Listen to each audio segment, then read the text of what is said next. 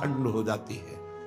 भगवत रसिक जी कह रहे हैं, बिन विवेक वैराग्य भक्ति बिन सत्य नए को मानो, भगवत विमुख कपट चतुराई सो पाखंड जानो।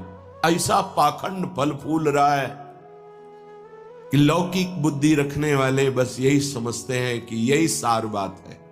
नहीं, कर लो कर लो, तुम्हें 50-100 वर्ष मिले, पाखंड कर लो, दंभ कर लो, नाटक कर लो, जो चाहो एकत्रित कर लो। दुनिया का एक कबाड़ है।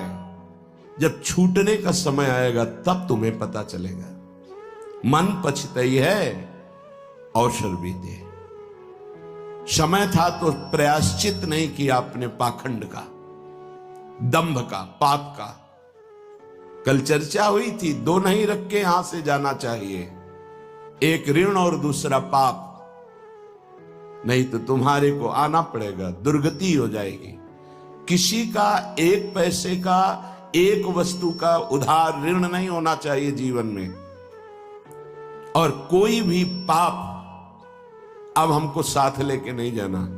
अगर भूल से हो गए हैं तो हम उनका यहां प्रायश्चित करेंगे, अंदर से जलेंगे और संत महात्माओं से पूछेंगे इस पाप का हम क्या दंड स्वीकार करें, कौन सा प्रायश्चित करें।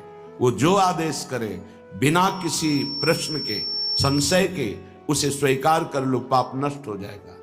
पाप और ऋण ये अपने जीवन में नहीं होना चाहिए, पर पाखंड, दंभ ये केवल पाप कराता है। भोले भाले भूले हुए जीव प्राणी वो जानते नहीं हैं कि किसे सत्य अध्यात्म कहते हैं, बस भूल में और भूल बटोरते घूम रहे हैं।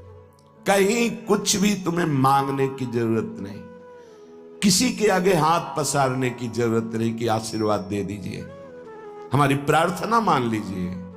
यदि आप नाम जापक हैं तो दूसरों को सुख देने की सामर्थ्य रखने वाले हैं। आप भगवान के अंश हैं, आप कोई साधारण नहीं, आप अपने स्वरूप को पहचानिए, ये भटकना छोड़िए।